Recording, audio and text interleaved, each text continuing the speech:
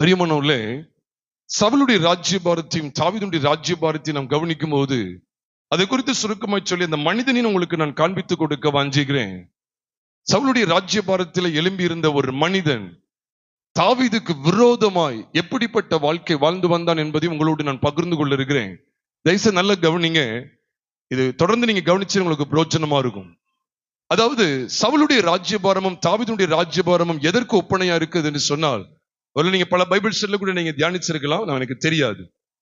சவுலுடைய ராஜ்யபாரம் அது விழுந்து போன ராஜ்யபாரமா இருந்ததுனாலே, கொஞ்ச காலம் தோன்றி அதற்கு பிறகு மறைந்து போனபடினாலே அது உண்மையாகவே நியாய பிரமாணத்துக்கு அடையாளமாய் கொடுக்கப்பட்டிருக்கிறது. அது பழைய உடன்படிக்கை.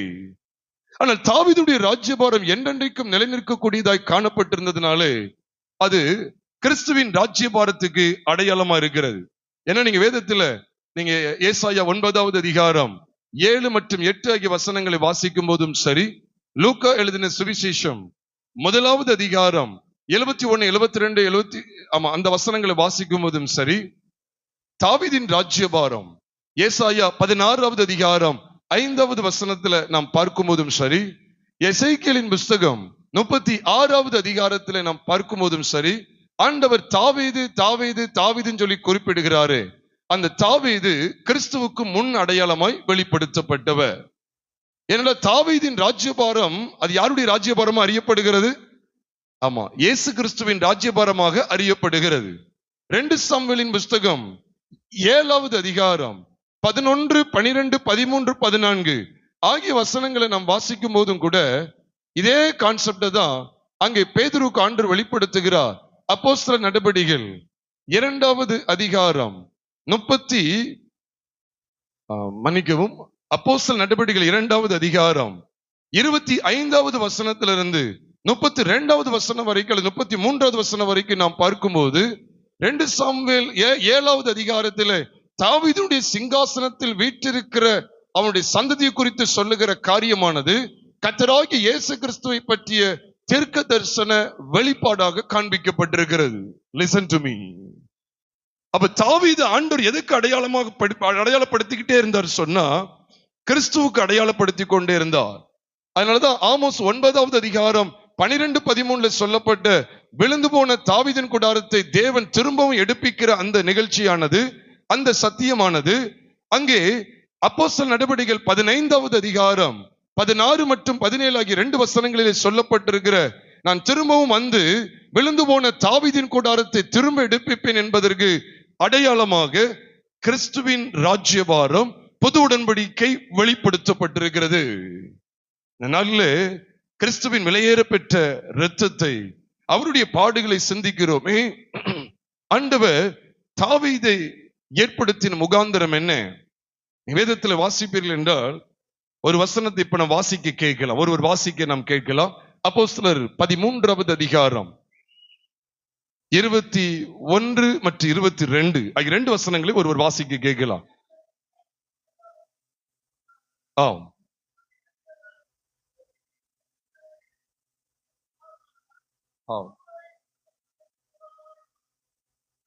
பாருங்க, சவுலை 40 வருஷ காலமாய் கொடுத்தார் என்று அங்கு எழுதப்பட்டிருக்கிறது. அவர்கள் தான் மனிதர்கள் கேட்டார்கள், கொடுத்தார். ஆனா ராஜாதிபத்தியங்கிறது யூதாவில தான் உண்டாகணும். ஆனா பென்யமீன்ல அவங்க ஏற்படுத்தக்கூடிய சூழ்நிலை வந்து விட்டது. தொடர்ந்து வாசிக்கலாம். பின்பு அவர் அவனை தள்ளி, பாருங்க, தாவீதை அவர்களுக்கு ராஜாவாக ஏற்படுத்தி, வாசிக்கலாம்.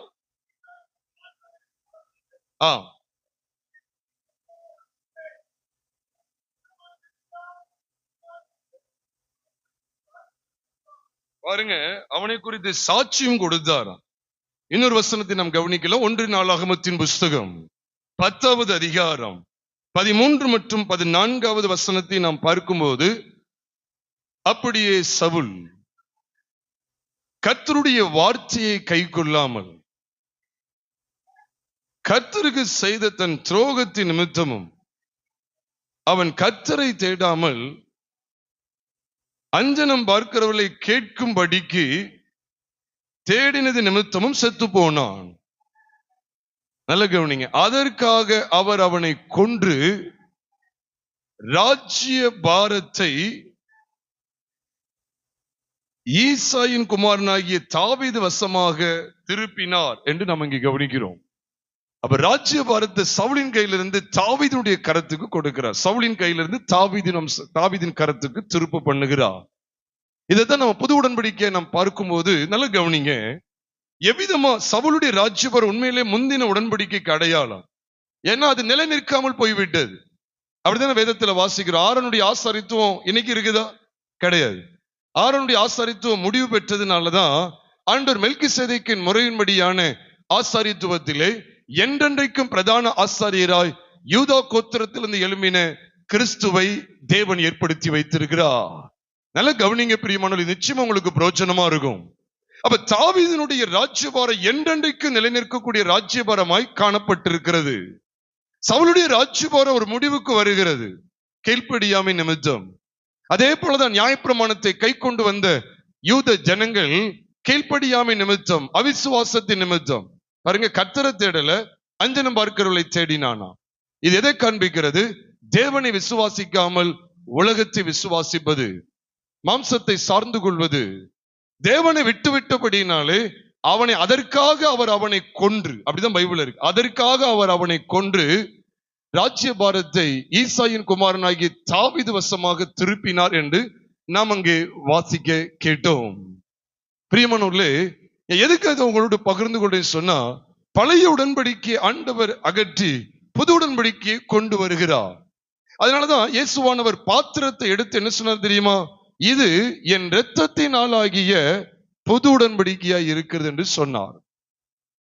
அந்த இரத்தத்தை கொண்டு வர்ற இடத்துலதான், அதாவது பலியை பெற்றுகிற விசுவாசத்துலதான் புது உடன்படிக்கை வெளிப்படுத்தப்படுகிறது. இது உங்களுக்கு ஒரு சின்ன ஒரு அடையாளமா சொல்லணும் அப்படின்னு சொன்னா, 1 சாமுவேலின் புஸ்தகம் 10வது அதிகாரம் 1 வசனத்துல கவனித்தீங்க அப்படின்னு சொன்னா, சாமுவேல் சவுல் என்கிற மனிதனை ராஜாவாக, இஸ்ரவேலின் தலைவனாக அங்கே நியமிக்கிறது, அபிஷேகம் பண்ணுகிறது நாம் பார்க்கிறோம். அங்கே உள்ள அந்த அபிஷேகமானது, அந்த தைலமானது, அபிஷேக தைலமானது குப்பியிலே வார்த்து வைக்கப்பட்டிருந்தது. குப்பியிலே வார்த்து வைக்கப்பட்டிருந்தது என்று 1 சாமுவேல் 10வது அதிகாரம் 1ஆம் வசனத்திலே பார்க்கிறோம். ஆனால் தாவீதை ஆண்டவர் அபிஷேகம் பண்ணும்போது 1 சாமுவேலின் புஸ்தகம் 16வது அதிகாரம் 1ஆம் வசனத்தின் பின்பகுதியிலே வாசிக்கிறோம். அங்கே தெளிவா ஆண்டவர் சொல்றார், நான் தள்ளிவிட்ட சவுலுக்காக நீ எந்த மட்டும் துக்கித்துக் கொண்டிருப்பாய், உன் கொம்பை தைலத்தால் நிரப்பி கொண்டு வா. ஈசாயின் குமாரில் ஒருவனை நான் தெரிந்து கொண்டேன், அவனுடைய ஸ்தானத்திலே ராஜாவாக அபிஷேகம் பண்ணு சொல்லி ஆண்டவர் அழைத்து காரியங்களை ஒழுங்கு செய்கிறார்.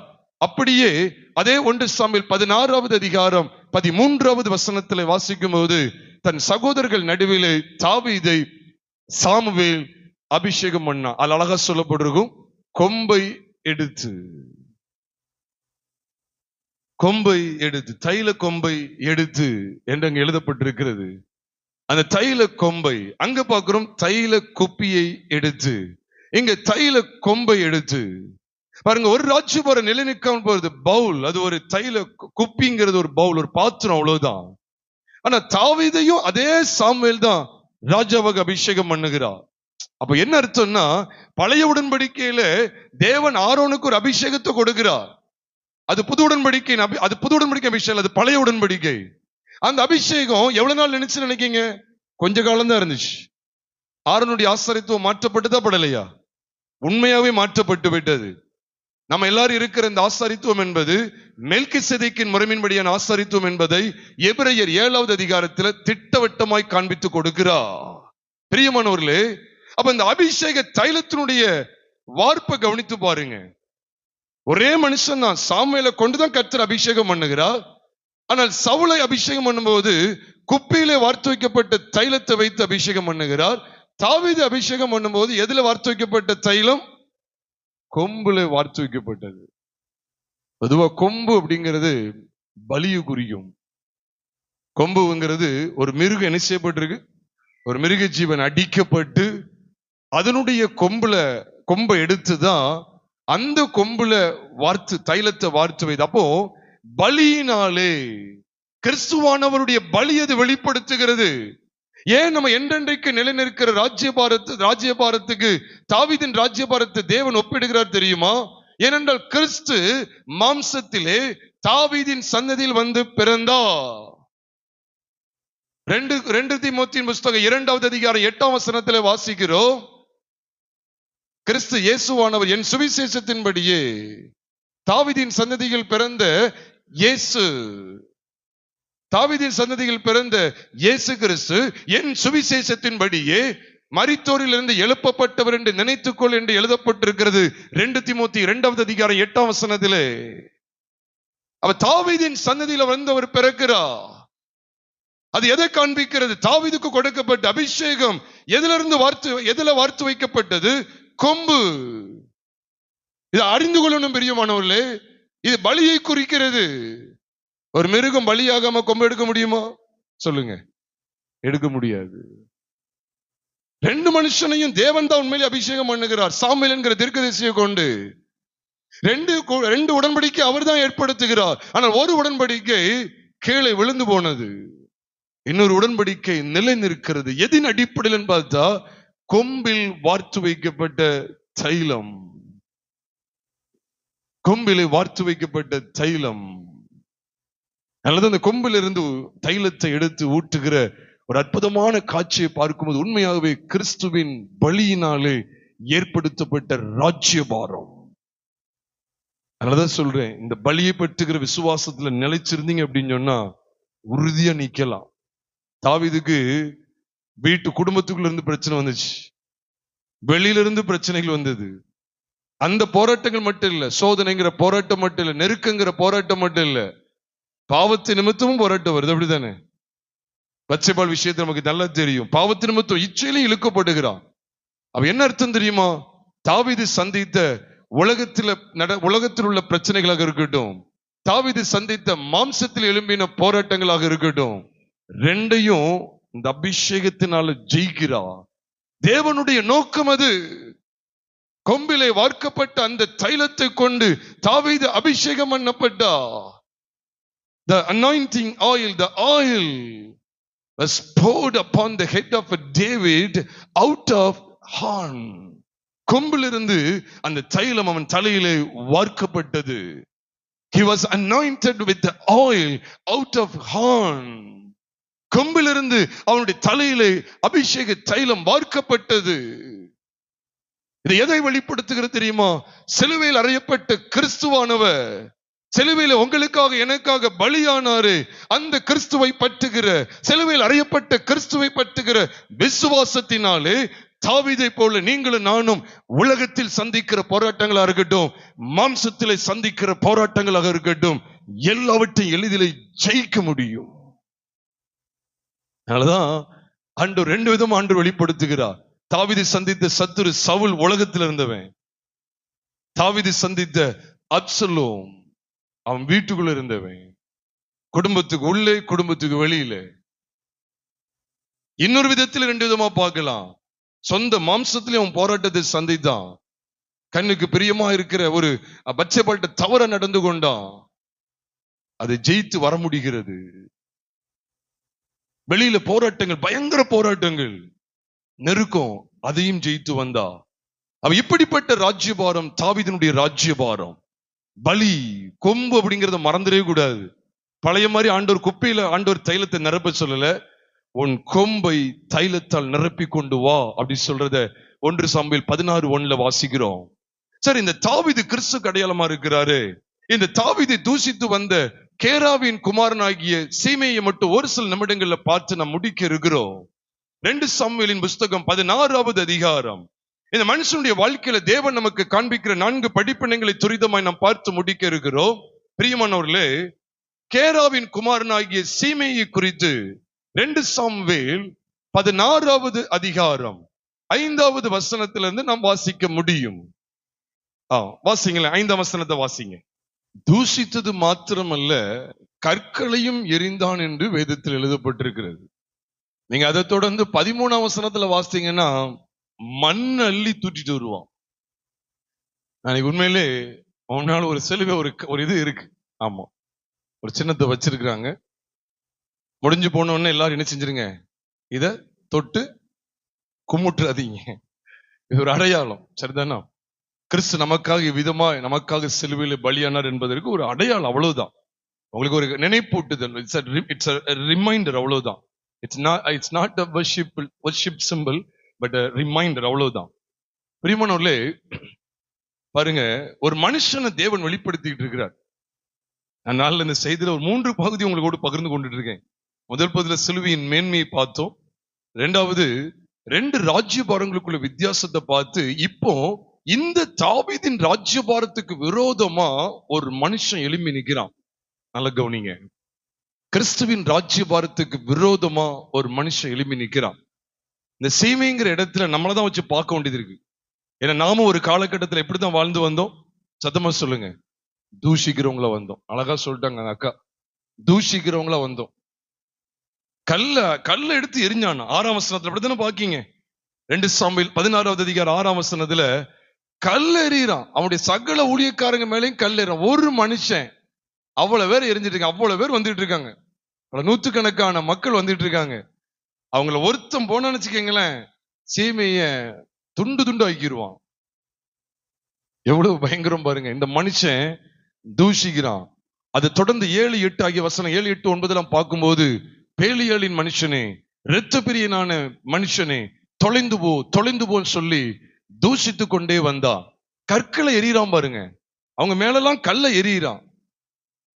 அது மட்டும் இல்ல, 13ஆம் வசனத்துல பாக்குறோம், மண்ணை தூற்றிக்கிட்டே வந்தானா தாவீது. அதான் நீங்க வாசிக்கும் போது கவனிச்சிருப்பீங்கன்னு நினைக்கிறேன். 2 சாமுவேல் 16வது அதிகாரம் 5ஆம் வசனம் ஆரம்பிக்கும் போது எப்படிதான் ஆரம்பிக்கும் தெரியுமா? தாவீது ராஜா.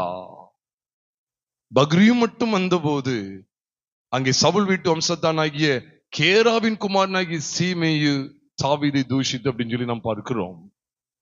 தாவீதை தூஷித்து நடந்து வருகிறான். பிரியமானவர்களே, இது எதை வெளிப்படுத்துகிறது அப்படின்னு சொன்னா, இங்கே நல்ல கவனிங்க, விழுந்து போன கூடாரம். இந்த கேராவின் குமாரனாகிய சீமேயு எந்த வீட்டு வம்சத்தானா? சவுல் வீட்டு வம்சத்தான். இது எதை குறிக்கு தெரியுமா? கீழ்ப்படியாமையின் சாயல், விழுந்து போன சாயல், தேவனை விட்டு விலகி போன சாயல். ஏன்னா சவுளுடைய குடும்பம், சவுளுடைய ராஜ்யபாரம் தள்ளப்பட்டது சொன்னாலே, இந்த கேராவின் குமாரனாகிய சீமையும் அதுல உட்பட அவனும் தேவனற்ற நிலைமைக்குள்ளே போய்விட்டான். கீழ்ப்படியாமை, துணிகரம், முரட்டாட்டமான வாழ்க்கை. இப்ப இந்த 2 காட்சி நல்ல கவனிங்க. நீங்க ஸ்பிரிச்சுவல் சைட் இன்சைட் வேணுங்க, ஆவிக்குரிய வெளிச்சம் வேணும். தயவு செய்து விளங்கி கொள்ளுங்க. ஏதோ தாவீது ஏதோ சீமை அப்படின்னு சொல்லி சாதாரணமா பார்க்க கூடாது. அதுதான் முதலே சொல்லிட்டேன். இந்த தாவீது யாருக்கு முன் அடையாளம்? சத்தமா சொல்லுங்க. கிறிஸ்துவுக்கு முன் அடையாளம். அப்ப இந்த சீமையு பாவ வாழ்க்கையில இருக்கிறான், தூஷிக்கிறான், கல்ல கொண்டு எரியிறான், ஏசனம் பாருங்க, கெட்ட வார்த்தைகளை போடுறான். அன்னைக்குள்ள கெட்ட வார்த்தை இதுதான். பேலியாளின் மனுஷனே, தொலைந்து போ சொல்ல கெட்ட வார்த்தைகள் அதெல்லாம். அவதூறா பேசுறான், நிந்திக்கிறான், தூஷிக்கிறான், கற்களை எரியிறான். அதை தொடர்ந்து 13ஆம் வசனத்துல பாக்குறோம், மண்ணை தூற்றிக்கொண்டே நடந்தானோ. அப்படிதான் 13ஆம் வசனத்துல வாசிக்கிறோம்.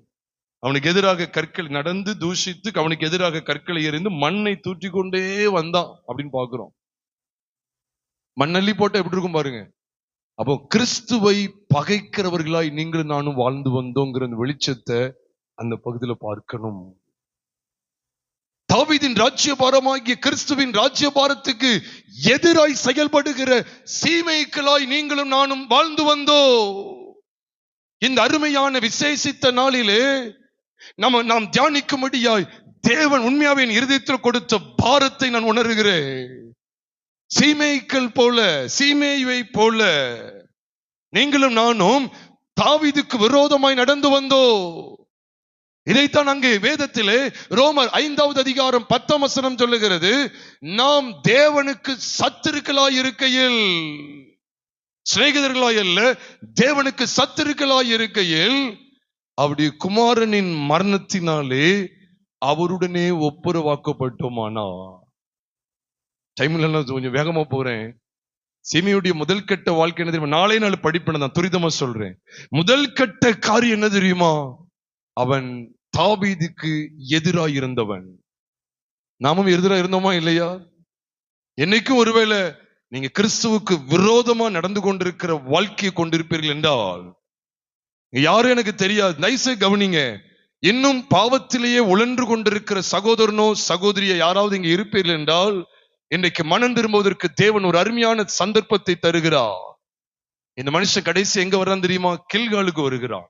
தொடர்ந்து வாசிக்க போகிறோம். பாவியாய் இருந்த மனுஷன் தாவீதுக்கு எதிரா, அதை நம்ம எப்படி எடுக்கணும்? கிறிஸ்துவுக்கு எதிராக. அதான் உண்மை, 100% உண்மை. தாவீதின் ராஜ்யபாரம், கிறிஸ்துவின் ராஜ்யபாரம். பாருங்க, இதே 2 சாமுவேலின் புஸ்தகம் 19வது அதிகாரத்துக்கு நாம் வரும்போது, அங்கே 15 அல்லது 16வது வசனத்திலிருந்து நாம் பார்ப்போமே ஆனால், அங்கே என்ன சொல்லப்பட்டிருக்கு பாருங்க, கொஞ்சம் கவனிங்க. 2 சாமுவேல் 19வது அதிகாரம், அங்கே 15வது வசனத்தின் பின்பகுதியில் சொல்லப்பட்டிருக்கு, யூதா கோத்திரத்தை ராஜாவுக்கு எதிர்கொண்டு போய் ராஜாவை யோர்தானை கடக்க பண்ண எது மட்டும் வந்தாங்க? கில்கால் மட்டும் வந்தாங்க. இந்த கில்கால் அனுபவத்துலதான் கடக்க போறது ராஜாவை இவர் சந்திக்கிறார். யாரு? சீமையை சந்திக்கிறார். அதை தொடர்ந்து நீங்க கவனிங்க. 18வது வசனத்தை நான் உங்களுக்காக வாசிக்கிறேன். 2 சாமுவேல் 19:18. அவர்கள் ராஜாவின் வீட்டாரை இக்கரைப்படுத்தவும் அவன் விரும்பும் காரியத்துக்கு உதவவும் ஒரு படகு இக்கரையிலே வந்தது. அப்பொழுது கேராவின் குமாரனாகிய சீமேயு யோர்தானை கடக்க போகிற ராஜாவுக்கு முன்பாக தாழ விழுந்து, he fell upon his face அப்படின்னு சொல்ல முடியும். தாழ விழுகிறான். விழுந்து என்ன செய்றான் தெரியுமா? ராஜாவை நோக்கி, என் ஆண்டவன் என் அக்கிரமத்தை என்மேல் சுமத்தாமலும் ராஜாவாகிய ஆண்டவன் எருசலேமிலிருந்து புறப்பட்டு வருகிற நாளிலே உமது அடியான் செய்த துரோகத்தை ராஜா நினைக்காமலும் தமது மனதிலே வைக்காமலும் இருப்பாராக. உமது அடியானாகிய நான், இதுதான் பிரியமானவர்களே, பாவத்துக்காக மனஸ்தாபப்படுகிற சீமைகளை கர்த்தர் தேடிக் கொண்டிருக்கிறார். ராஜாவை அணுகிற முறை என்ன தெரியுமா? இதை கேட்கிற அருமையான சகோதரரே சகோதரிகளே, சும்மா 4 பாட்டை பாடிட்டு ஆண்டவரே உமக்கு ஸ்தோத்திரம் என்று தேவனை அணுகிறது அதல்ல. தேவனை அணுகுகிற உத்தம முறை எது தெரியுமா? சொந்த பாவங்களுக்காக மனஸ்தாபப்படுவது. We must come into the presence of God with the conviction of our own sins, with the conviction, with the true repentance. We must go to the presence of God with the true repentance, with the penitent hearts. மனம் திரும்புதலுடைய இருதயத்தோடு. தாவீதுக்கு தூரமா இருந்த மனுஷன், அப்படிதானே? நீங்க அந்த காட்சி இந்த காட்சி கொஞ்சம் கவனித்து பாருங்க. கவனிக்கீங்களா? அந்த காட்சி இந்த காட்சியும் கவனித்தா அவன் நெஞ்ச நிமித்திட்டு தான் நிக்கிற மாதிரி இருக்கு. கல்ல எறிறான், எடுத்து எரிஞ்சுக்கிட்டே இருக்கான். கல் அவனுக்கு எங்க இருந்து கிடைச்சதோ தெரியல. மண் அள்ளி வீசிக்கிட்டே போறான். அவங்க மேல எரிஞ்சுக்கிட்டே மண்ணை தூற்றிக்கிட்டே போனானா. எவ்வளவு தூரம் போனான்னு தெரியாது. ஆனா பைபிள் சொல்றது கண்டினியூஸா சொல்லப்பட்டிருக்கு, மண்ணை அவன் தூற்றி கொண்டே போனான், வந்தான். அந்த வாழ்க்கையை பாருங்க. இங்க இப்ப மண்ணுல படுத்து கிடக்காம பாருங்க. யோர்தான் நதிக்கு கடற்கரை அந்த மன்னிக்கவும் அந்த நதி கரையில மண்ணுல படுத்து கிடக்காம பாருங்க. மண்ணை எடுக்க மாட்டேயா, நான் செஞ்ச எல்லாத்தையும் மன்னிச்சுங்க, அன்னைக்கு நான் வரும்போது உங்களை தூஷிச்சேனே, எல்லா பாவத்தையும் எனக்கு மன்னிச்சிருங்க ஐயா. எங்க தெரியுமா? கில்காலின் பாதையில தான். நல்ல கவனிங்க. கில்கால் மட்டும் வந்தார்கள் கவனிச்சோமே. இந்த கில்கால் எதை குறிக்க தெரியுமா? இதை நீங்க understand, try to understand what exactly Gilgal means to be. Gilgal எதை காண்பிக்கிறது தெரியுமா? உங்களுடைய என்னுடைய ஒட்டுமொத்த பாவ வாழ்க்கை களைந்து போடப்படுகிற இடத்தை குறிக்கிறது. இந்த கில்கால் பார்க்கிறோமே, கில்கால்ல தானே, இந்த கில்காலின் பாதையில தானே இந்த கேராவின் குமாரனாகிய சீமையு அசைக்கப்பட்டா. தன்னுடைய ஒட்டுமொத்த பாவ வாழ்க்கையும் இங்கே களைந்து போட்டா. கில்கால்ல உங்களுக்கு ஞாபகம் வரணும், ஆண்டவர் எகிப்தின் நிந்தையை புரட்டி போட்டுன்னு சொன்னாரு. யோசுவாவின் புஸ்தகம் 5வது அதிகாரம் 9ஆம் வசனத்தை வாசிப்பீர்கள் என்றால், யோசுவா 5:9 சொல்லுகிறது, எகிப்தின் நிந்தையை இஸ்ரவேல் மேல் இராதபடி, உங்கள் மேல் இராதபடிக்கு இன்று நான் உங்கள் மேல் இராதபடிக்கு புரட்டி போட்டேன் என்று ஆண்டவர் சொன்னாரே. ஆகையினால் அவ்விடம் இந்நாள் வரைக்கும் கில்கால் எண்ணப்படுகிறது. யோசுவா 5வது அதிகாரம் 9வது வசனத்திலே. அங்க என்னையா நடந்துச்சு? ஏமா அங்க என்னமா நடந்துச்சுன்னு கேட்டீங்கன்னா, கில்கால்ல வேற ஒண்ணும் இல்ல. Very simple. விருத்தசேதனம் நடந்துச்சு. Circumcision was made in Gilgal. விருத்தசேதனம் நடந்தது. என்னையா சொல்றீங்க? விருத்தசேதனம் நடந்த இடம் கில்கால். ஆமா, கில்கால். விருத்தசேதனம் எது தெரியுமா? விருத்தசேதனம் என்ன தெரியுமா? கொலோசையர் 2வது அதிகாரம் 11ஆம் வசனத்துக்கு வாங்க.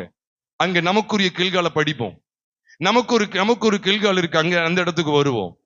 இஸ்ரவேல் ஜனங்களுக்கு வனாந்தரத்துல ஒரு கில்கால் இருந்துச்சு. அந்த கில்கால்ல தான் இஸ்ரவேல் எல்லாரும் என்ன செய்யப்பட்டாங்க? சத்தமா சொல்லுங்க. யோசுவா 5ஆம் அதிகாரம் படிச்சிருப்பீங்கல்ல.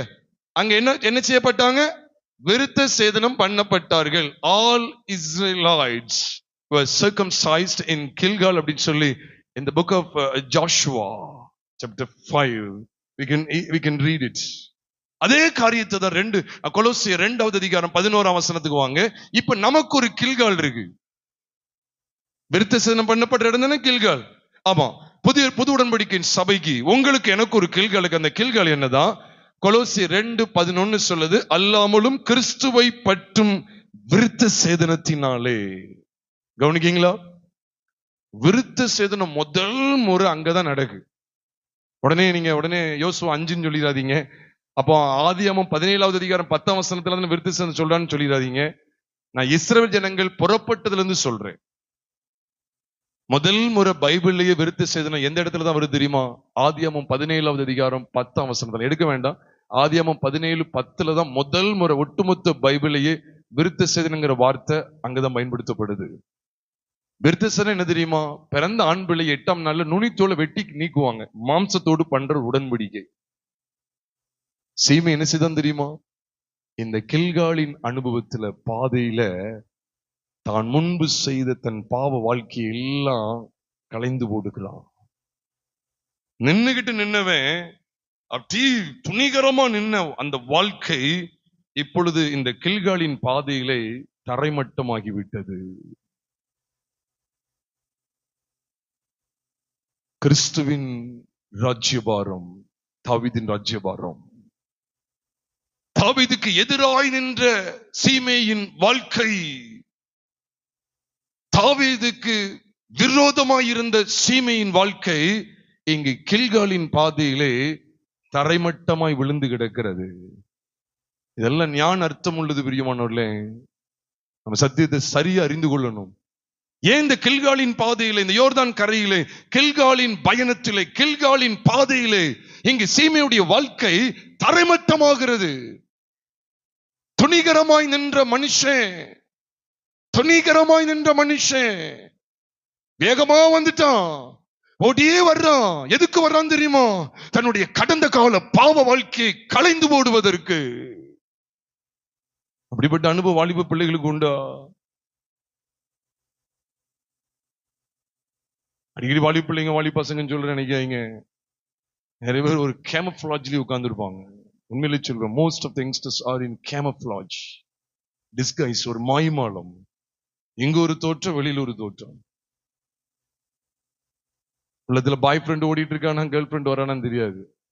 கொஞ்சம் இந்த சின்னத்தை கொஞ்சம் பார்த்துக்க, இதை அடிக்கடி பார்த்துக்க. கொஞ்சம் பார்க்கறது வணங்குறதுக்கு இல்லை, கொஞ்சம் பார்த்துக்க. உங்களுடைய ஒட்டுமொத்த அசுசியான கிரியைகளையும் கல்வாரி சிலுவைக்கு தேவன் கொண்டு போனார். இன்னும் பாவத்துல தான் இருப்பேன் அப்படின்னா, இன்னும் பாய் ஃப்ரெண்டு கேர்ள் ஃப்ரெண்ட் இன்ஸ்டாகிராம்ல நான் இன்னும் சேட் பண்ணிக்கிட்டு இப்படியே தான் நான் வாழ்வேன். பெரியவங்க கூட அப்படிதான் இருக்காங்க. கணவனுக்கு தெரியாம மனைவி தெரியாம கணவன். இதெல்லாம் ஒரு அசுத்தமான ஒரு வாழ்க்கை. எனக்கு தெரிஞ்ச ஒரு நண்பர் சொன்னார். அவர் இந்த அமேசானா இல்ல மீசோல இந்த ஆன்லைன்ல அப்படி இந்த டெலிவரி மேனா இருக்கிறாரு. அவர் என்ன சொல்றாரு, நான் அடிக்கடி இந்த ஊழியத்தை பார்க்கும்போது பார்ப்பேன். அப்ப சொல்லுவார், இவ்வளவு வெயில்ல போறீங்களே அப்படின்னு கேட்பேன்.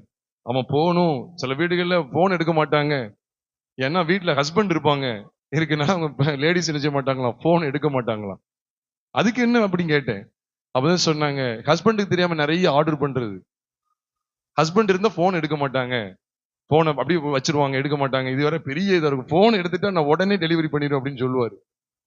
சிலர் என்ன சொல்லுவாங்கன்னா, பெண்கள் என்ன சொல்லுவாங்கன்னா, அப்படியே மறைமுகமா எடுத்துட்டு என் வீட்டுக்கு வராதீங்க, வீட்டு அட்ரஸ் இதுதான் அப்படின்னு கேட்பாங்க. இல்ல நான் அந்த பக்கத்து தெருவுக்கு நான் வர்றேன் அப்படின்னு சொல்லுவாங்களாம்.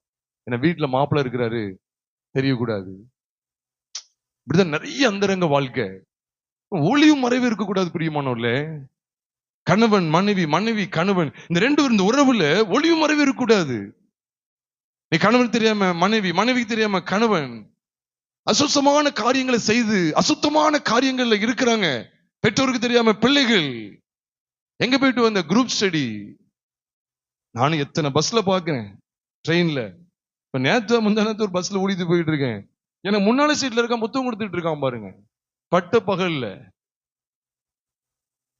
அந்த பிள்ளை அந்த பையனை என்ன சொல்ல, கிறிஸ்தவ பிள்ளைகளையும் நான் பார்த்திருக்கிறேன். ஞாயிற்றுக்கிழமான சர்ச்சுக்கு வர்றதுதான். இப்படிப்பட்ட ஒரு பெரிய வெள்ளிக்கிழமை அப்படி கூப்பிட்டுட்டா சர்ச்சுக்கு வந்துடுறது. ஆனா அசுத்தமான வாழ்க்கை. பஸ்ல போனா யாருக்கு தெரிய போகுது? அங்க போய் படிக்க போறீங்க, ஹாஸ்டல், இங்க PG. So we are supposed to gather as a group study. I don't know, speak in Tamil. இந்த மாதிரி ஒரு மாதிரி பிஹேவ் பண்றது, இதெல்லாம் எனக்கு பிடிக்கும். I don't like tea. பாவ வாழ்க்கை முதல் கலைந்து போடு. You must come to Gilgal. God wants you to come to Gilgal, where your old life has been put off. Where your old life, the former life, can be put off, can be crucified. See me வந்து சேர்ந்தான் பாருங்க. கில்காலின் பாதையில கிறிஸ்துவை பற்றி கொண்டுட்டான் அப்படின்னு சொல்ல வேண்டியது இருக்கு. தாவீதை பற்றி கொண்டுட்டான். எதிராக என்னுடைய வாழ்க்கை கில்காலின் பாதை. அதனாலதான் கில்கால், நீங்க கவனிங்க, கில்காலின் ஏன் பேர் வந்துச்சு? யோசுவா 5:9 ஏன் கில்காலின் பேர் வந்துச்சு? இப்ப அங்க விருத்த சேதனம் நடந்துச்சு. சரி, இங்க கொலோசி 2:11 பார்த்தா, அல்லாமலும் கிறிஸ்துவை பற்றும் விருத்த சேதனத்தினாலே மாம்சத்துக்குரிய பாவ சரீரத்தை களைந்து விட்டபடியினால். சீமை அங்க களைந்து போட்டுக்கிட்டே இருக்கிறாரு. கில்காலின் பயணத்திலே, கில்கால் என்கிற பயணத்திலே அங்க ஒரு விருத்த சேதனம் நடக்கிறது. மாம்சத்துக்குரிய பாவ சரீரத்தை களைந்து விட்டபடியினால் கையால் செய்யப்படாத விருத்த சேதனத்தை அவருக்குள் பெற்றீர்கள். கையால் செய்யப்படாத விருத்த சேதனத்தை அவருக்குள் பெற்றீர்கள். You have received the circumcision made without hands in Christ. கிறிஸ்துவிலே நீங்கள் நானும் பெற்றுக்கொண்ட விருத்த சேதனம் கையால் செய்யப்படாத விருத்த சேதனம். The circumcision made without hand. பிரியமானவர்களே, இதன் சீமையை கண்டுகொண்ட மகாமேன்மையான அனுபவம். கில்கால்னால என்ன தெரியுமா? மாம்சத்துக்குரிய பாவ சரீரத்தை களைந்து விடுவது. அதுதான் கிறிஸ்து. கிறிஸ்துவை பற்றுகிற விருத்த சேதனத்தினால் என்ன நடக்கும் பார்த்தீங்களா? பாவ வாழ்க்கை களைந்து போடப்படுகிறது. இப்படிப்பட்ட மகாமேன்மையான அனுபவத்தை பெற்றிருந்த சீமையு நம்முடைய வாழ்க்கையை ஆராய்ந்து பார்ப்போமா? இந்த சீமையுடைய வாழ்க்கையில் உள்ள மற்ற 2 பாடங்கள் இருக்கு. அது என்ன தெரியுமா? அவன் எருசலேமிலே குடியேற்றப்பட்டான். இதான் 3வது படிப்பினை. தாவியாய் வாழ்ந்தான். தாவீதுக்கு எதிரானவனாய் இருந்தான். தாவீதை பிடிக்கவே பிடிக்காது. நாமும் அப்படிதான் வாழ்ந்தோம். நம்முடைய பரம தாவீதாகிய கிறிஸ்துவுக்கு எதிராய் வாழ்ந்து வந்தோம். கில்காலின் பாதையில பழைய வாழ்க்கை எல்லாம் களைந்து போட்டு விட்டோம். கிறிஸ்துவின் சிலுவை. பாவசரீரம் எங்க ஒளிந்து போகுது தெரியுமா உங்களுக்கு? பாவசரீரம் போட்டிருக்கு. மாம்சத்துக்குரிய பாவ சரீரத்தை களைந்து விட்டதினால் போட்டிருக்குது. இத ரோமர் 6வது அதிகாரம் 6ஆம் வசனத்துல வாசித்து பாருங்க. அதுதான் கிறிஸ்துவின் சிலுவை பற்றிய விசுவாசம். ரோமர் 6:6 சொல்லுகிறது, நாம் இனி பாவத்துக்கு ஊழியம் செய்யாதபடிக்கு. சீமி அதுதான் சொன்னா, ஆண்டவரே, என் ஆண்டவனே, அந்த அக்கிரமத்தை என் ஆண்டவன் மனதிலே வைக்காதிருப்பாராக. நான் அந்த அடியேன் உமக்கு விரோதமாய் பாவம் செய்து அதுல மனதில் வைக்காது இருப்பீராக சொன்ன உடனே தாவீதுட்டு என்ன பதில் வந்து தெரியுமா? தாவீது கூட இருக்கணும்னு சொன்னாங்க, அவனை வெட்டிருங்கன்னு சொல்றான். இல்ல, நீ சாவதில்லை அப்படின்னு சொல்றாரு. 2 சாமுவேல் 19வது அதிகாரம் 19, 20, 21, 22 ஆகிய வசனங்களை வாசிக்கும் போது ராஜா அவனை பார்த்து சொல்றாரு, நீ சாகவே சாவதில்லை, நீ சாவதில்லை. பிரியமானவர்களே, நீங்களும் நானும் பிழைத்திருக்கும்படியான ஸ்லாக்கியம் எங்கே உண்டு பண்ணப்பட்டிருக்கிறது? கில்காலிலே. உங்களுடைய என்னுடைய பழைய வாழ்க்கையை கிறிஸ்து தும்சம் பண்ணுகிறாரே, தவிடுபடி ஆக்குகிறாரே, அந்த கல்வாரி சிலுவையாகிய கில்காலிலே நீங்களும் நானும் நித்திய ஜீவனை சுதந்திரிக்கிறோம். சாவதில்லை. You shall not die. எவ்வளவு அழகா இருக்கு பாத்தீங்களா? நீ சாவதில்லை. எவ்வளவு பெரிய துணிகரமான மனுஷன் இந்த கில்காலின் பாதையில். அதான் நமக்கு ஒரு கில்காலின் பாதை. இங்க சிலுவின் பார்க்கிறோமே, கிறிஸ்து சிலுவையிலே நமக்காக பலியான. அதனாலதான் ரோமர் 6:6 சொல்லுது, நாம் இனி பாவத்துக்கு ஊழியம் செய்யாதபடிக்கு பாவ சரீரம் ஒளிந்து போகும் பொருட்டாக நம்முடைய பழைய மனுஷன் அவரோடு கூட சிலுவையில் அறையப்பட்டது என்று அறிந்திருக்கிறோம். இந்த அறிவு இருக்குதா? நம்முடைய பழைய மனுஷன், இச்சைகளை பிறப்பித்துக் கொண்டே இருக்கிற பழைய மனுஷன், கோபத்தை எழுப்பிக்கிட்டே இருக்கிற பழைய மனுஷன், பணாசையும் பொருளாசையும் பதவியாசையும் எழுப்பிக்கிட்டே இருக்கிற அந்த பழைய மனுஷன், பாவ சரீரம் கொண்ட பழைய மனுஷன் கிறிஸ்துவோடு கூட சிலுவையிலே மாண்டு விட்டான் என்கிற வெளிச்சத்தை நாம் பற்றி கொண்டிருக்கிறோமா? அப்படின்னா ஜெயமுள்ள வாழ்க்கை வாழ்ந்துடலாம். சீமையுடைய 2 கட்டு, இன்னும் அடுத்த 2 கட்டு என்ன தெரியுமா? அப்படி முடிக்கிறேன். அவனை எருசலேமில் குடியிருக்க வைத்தான். இதெல்லாம் நீங்க வீட்டுல போய் தியானிச்சு பாருங்க. 1 ராஜாக்கள் 1 அதிகாரத்துல, மன்னிக்கவும் 1 ராஜாக்கள் 2வது அதிகாரத்துல சீமையை சாலமன் என்ன செய்றான் தெரியுமா? சீமை, நீ எருசலேமை விட்டு நினைச்ச கூடாது. சத்தமா சொல்லுங்க. அதை மட்டும் வாசிங்க, தயவுசெய்து வாசிருங்க. 2 ராஜாக்களின் மன்னிக்கும் 1 ராஜாக்களின் புஸ்தகம் 2வது அதிகாரத்துக்கு வாங்க சீக்கிரமா. 2வது அதிகாரம் 1 ராஜாக்களின் புஸ்தகம், 1 ராஜாக்கள் அதுல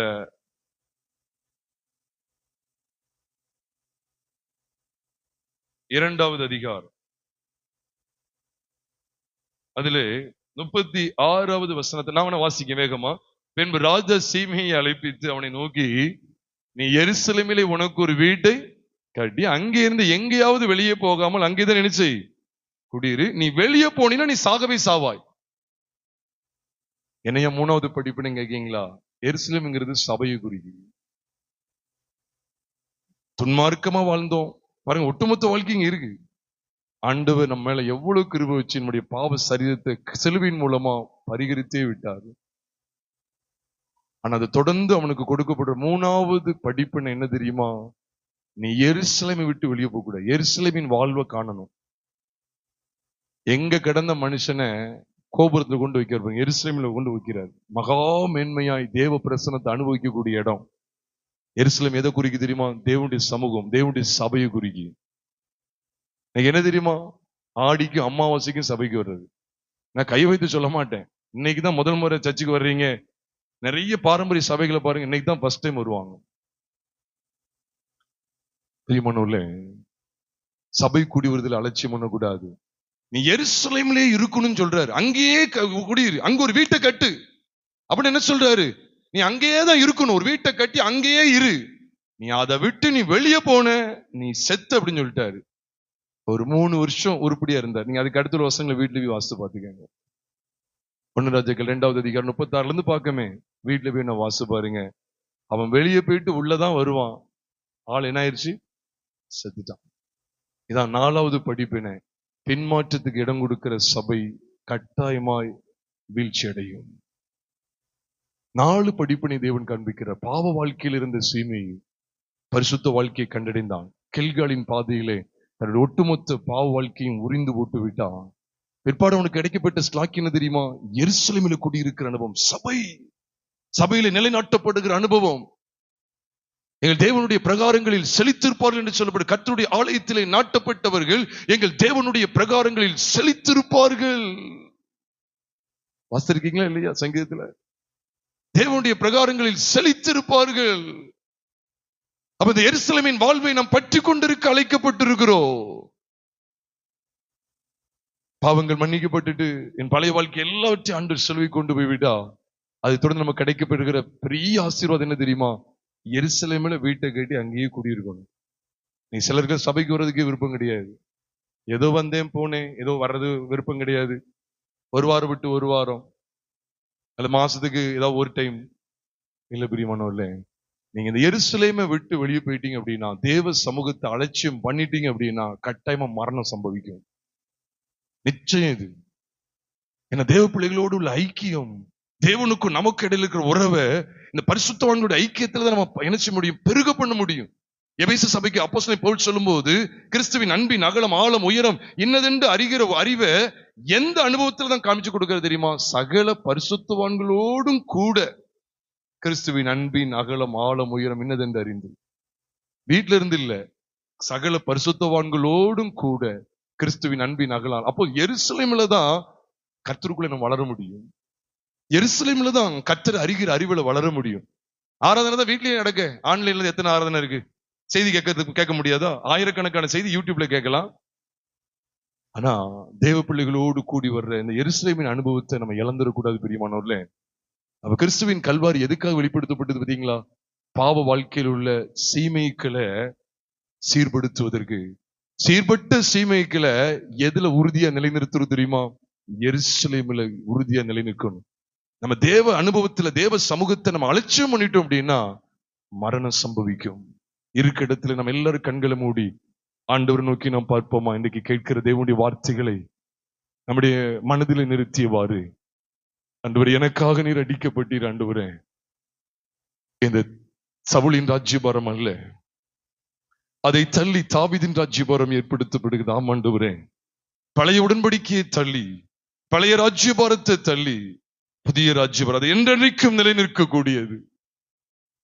சீமையு பழைய ராஜ்யபாரத்தில் இருந்த மனுஷன், தள்ளப்பட்ட மனுஷன், சவுலின் வம்சத்தான், ஆகாதவனா இருந்தான். வார்த்தை எல்லாம் அசிங்கம், அவன் செய்கை எல்லாம் அக்கிரமம். அப்படிப்பட்ட மனுஷனுக்கு எவ்வளவு பெரிய பாக்கியம், எவ்வளவு பெரிய ஸ்லாக்கியம் கிடைச்சது. ஆமாண்டவர், இந்த கில்காலின் பயணத்துல பாதையில எங்களுடைய பழைய வாழ்க்கை எல்லாவற்றையும் உண்மையாவே இந்த கில்கால் கர்த்தராகிய இயேசு கிறிஸ்துவின் சிலுவையை குறிகி, ஆமாண்டவரே, ரோமர் 6:6 நாங்கள் வாசித்தோமே, எங்களுடைய பாவ சரீரம் ஒளிந்து போகும் பொருட்டாக எங்களுடைய பழைய மனுஷன், நம்முடைய பழைய மனுஷன் அவரோட கூட சிலுவையில் அறையப்பட்டது என்று அறிந்திருக்கிறோம். ஆண்டவரே, எல்லாரும் ஒப்பு கொடுக்கிறோம். ஆண்டவரே, எல்லாரும் அர்ப்பணம் செய்கிறோம். ஆண்டவரே, நீங்க ஆட்கொண்டு வழி நடத்துங்க. ஆண்டவரே, இந்த விலையேறப்பட்ட தருணத்தில் நம்முடைய சமூகத்தை நோக்கி வருகிறோம். நம்முடைய சமூகத்தை நோக்கி வருகிறோம். எல்லாரும் ஒப்பு கொடுப்பீங்களா? அந்த இடத்துல கூடி இருக்கிற அருமையான சிறு பிள்ளைகள், வாலிப தம்பி தங்கச்சி, அருமையான சகோதரனே சகோதரிய, சிமை போல வாழ்க்கை நம்முடைய பரம தாவீதுக்கு எதிரா இருக்குதா? நமக்கு ஒரு வாய்ப்பு இருக்கு. கில்காலின் பாதையில் உங்க பாவ வாழ்க்கையை கலைந்து போட்டுறலாம். அதன் கல்வாரி சிலுவையில் அறியப்பட்ட கிறிஸ்து மூலமாய் உங்களுடைய என்னுடைய ஒட்டுமொத்த பாவ வாழ்க்கையும் நாசமாகிவிடும். சீமையை போல நம்மை தாழ்த்துவோமா? நம்மளை எருசலேமில் குடியிருக்க வைப்பா. நிலையான ஒரு வாசஸ்தலம், தேவனுடைய சமூகத்தில் என்றென்றைக்கும் நாம் வாழ்ந்திருக்கலாம். உனக்கு ஒரு எச்சரிப்பு இருக்கு. எருசலேம் விட்டு வெளியே போயிடாதீங்க. எருசலேம் விட்டு வெளியே போயிடாதீங்க. சபை கூடி பதில் அலட்சியம் பண்ணிடாதீங்க. தேவ பிள்ளைகளோடு உள்ள அந்த ஐக்கியத்தை விட்டுறக்கூடாது. தேவனுடைய ஆராதனை நேரத்தை அசட்டை பண்ணக்கூடாது.